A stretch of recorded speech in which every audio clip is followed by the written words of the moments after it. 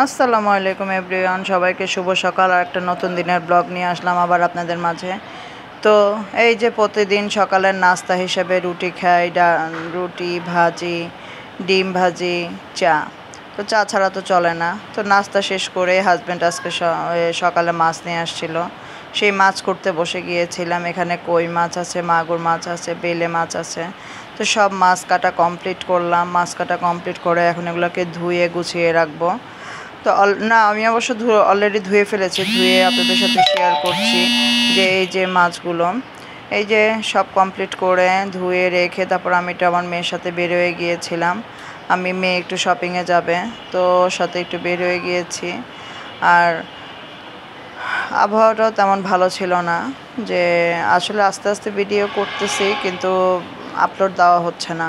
ভিডিওটা আপলোড দিতে হবে, মানে অনেকগুলোই ভিডিও জমে গেছে, তাই চিন্তা করতেছি আস্তে আস্তে করে ভিডিওগুলো আপলোড দেওয়া শুরু করে দেই। তো এই যে আমি এখন কৃষি মার্কেট চলে যাচ্ছি, যেহেতু আমি কৃষি মার্কেট থেকে সবসময় শপিং করি। এই যে আর এই দোকান থেকে আমি অলওয়েজ আমার মেয়েদের জুতা কিনে থাকি। আর এখানে সবসময় এত সুন্দর সুন্দর ওদের কালেকশন থাকে, তো এখান থেকেই সবসময় আমার মেয়েদের শু কেনা হয়। তো এখান থেকে যে আমার মেয়ে শু পছন্দ করেছে অলরেডি, একটা সে তার হাতেরটা যেটা সেটা সে পছন্দ করেছে। তো এটা আমাদের কাছে 1400 টাকা চেয়েছিল। পরে আমি বললাম যে না, আমি তোমার থেকে সবসময় কিনি, তো আমি 900 টাকা দিয়ে এটা কিনেছি। আর এই যে এখানে ছিল কতগুলো হিজাবের দোকান, আমি এখান থেকে ওড়না কিনেছিলাম। তো এই যে আমি কৃষি মার্কেট থেকে যা যা কিনলাম তা আপনাদের সাথে এখানে শেয়ার করলাম। যে টুকটাক হাবিজাবি অবশ্য কিনেছি, ওরকম ভারী কিছু কিনেনি।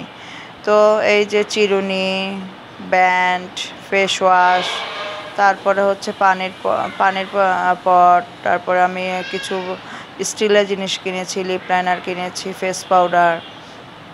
তো মূলত ওই টুকটাক হাবিজাবি কেনাকাটার জন্যই আমি কৃষি মার্কেট গিয়েছিলাম, কেনাকাটার জন্য। এই যে এই সব কেনাকাটা করেছি।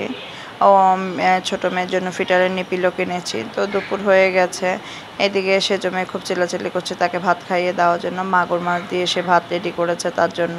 তো আজকে আমাদের জন্য মাগুর মাছ রান্না হয়েছিল, ভাত, ডাল, ভাজিও ছিল। তো এই যে প্রতিদিন যারা হয়, বেলে মাছও ছিল, এদিকে মাগুর মাছ, বেলে মাছ, ভাজি, ডাল, ভাত সব কিছুই। তো খাওয়া দাওয়া কমপ্লিট করে আমি আবার কিছু আইটেম রেডি করব। আমার বাসায় গেস্ট আসবে, তো গেস্টের জন্য আমি কিছু আস্তে আস্তে নাস্তা রেডি করতে চেষ্টা করতেছি। তো এই যে আমি এদিকে গোলাপ ফুল বানিয়ে ফেলেছি, যে গোলাপ ফুলটা বানিয়ে এখন আমি ফ্রিজে রাখবো। আর তারপরে রোলও বানিয়েছিলাম। তো আমি প্রায় 70টার মতো রোল বানিয়েছিলাম, বানিয়ে আমি ফ্রোজেন করতে দিয়েছি, যেহেতু আমার কিছু ডেলিভারিও ছিল। সো ডেলিভারি দেওয়ার পরে আমি এখন সন্ধ্যার নাস্তার জন্য চলে গিয়েছি। ওদের জন্য কি নাস্তা করব, তো নাস্তা চিন্তা করতে করতে চিন্তা করলাম যে আজকে মোগলাই বানিয়ে দিই।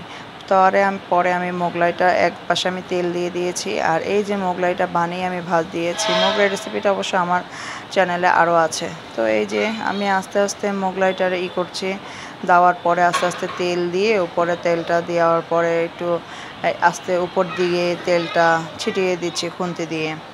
তো এইভাবে দিতে দিতে দেখবেন যে আস্তে করে ফুলে উঠবে। যখন এক পাশটা একটু লাল হয়ে আসবে, তারপরে উল্টিয়ে দিলে দেখতে আরও ভাল লাগবে। তো এই যে আমার এসের ফাইনাল লুকটা ছিল, মোগলাইয়ের ফাইনাল লুক। তারপর আমি পিস পিস করে সবাইকে খেতে দিয়ে দিয়েছিলাম। আর এদিকে আমার পাশের বাসার ভাবি তার বাচ্চাদের জন্য সাইকেল কিনেছে। এই যে বাচ্চারা সাইকেল চালাচ্ছে, তো ওদের দুজনকে খুব কিউট লাগছে, মাশাল্লাহ। কেউ বলতে ভুলবেন না, ওদেরকে সব সময় যেন ওরা সুস্থ থাকে, ভালো থাকে, ওদের জন্য দোয়া করবেন। আল্লাহ যেন ওদেরকে নেক হায়াত দান করে। আমি এখন একটু রাতে বের হয়েছি, একটু রাতের আবহাওয়াটা ফিল করার জন্য বাইরে বের হয়েছি। মাথা খুব ব্যথা করছিল, তাই চিন্তা করলাম একটু বাইরে যাই। তো আর একটা নতুন ব্লগের শুভেচ্ছা রইল। আল্লাহ হাফেজ।